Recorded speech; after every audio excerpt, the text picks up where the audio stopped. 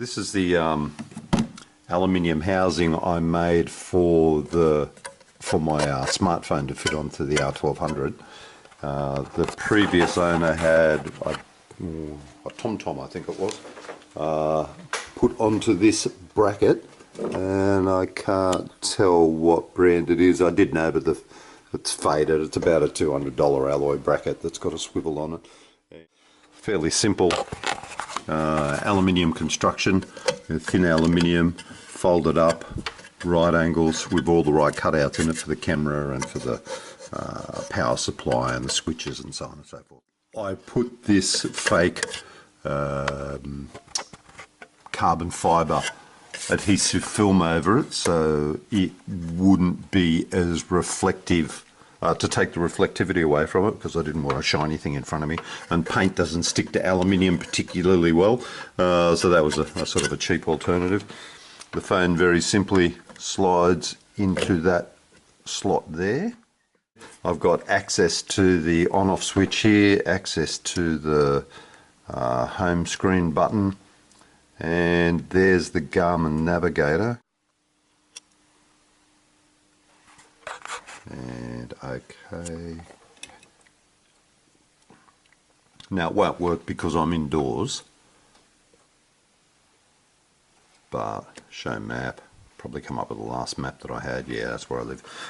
Okay, so that's the aluminium frame, the navigator in there, the Samsung Note 3 in there with the navigator running. It's in a case which is reasonably waterproof, so that would stop any splashes or whatever. Mind you, if it's raining, I'll stop and take the phone off. The cover that I'm putting on there is made out of 3 separate sections that were printed on a 3D printer and then glued together, and probably could use another rub back and another coat of paint over the top. It's a bit blistered. Took me a few goes to get that right. This isn't the first one I've made. I've made GPS housing for, down you go, GPS housing for, oh, that's what I'm wrong, for a Navman that I had as well.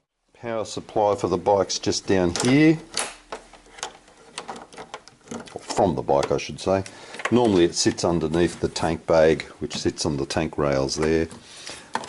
Above the CD player I've got the cigarette socket and the USB adapter. That's a twin USB adapter, all cheap and nasty.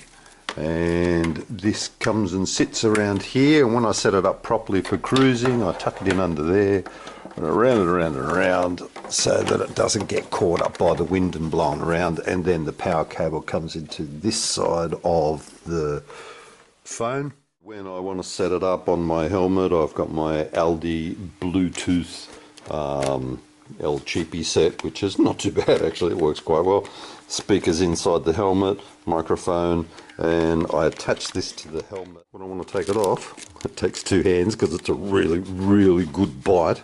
I found this Velcro at Bunnings. It's incredibly strong. It's already self-adhesive. As I say, it's got some double-sided tape on the back of it, so to speak, and that allows me to answer the phone, up and down the volume, or change the tracks, or mute the music. So there's a number of different options from that really simple switch arrangement there. Yeah, so there it goes. It works a treat.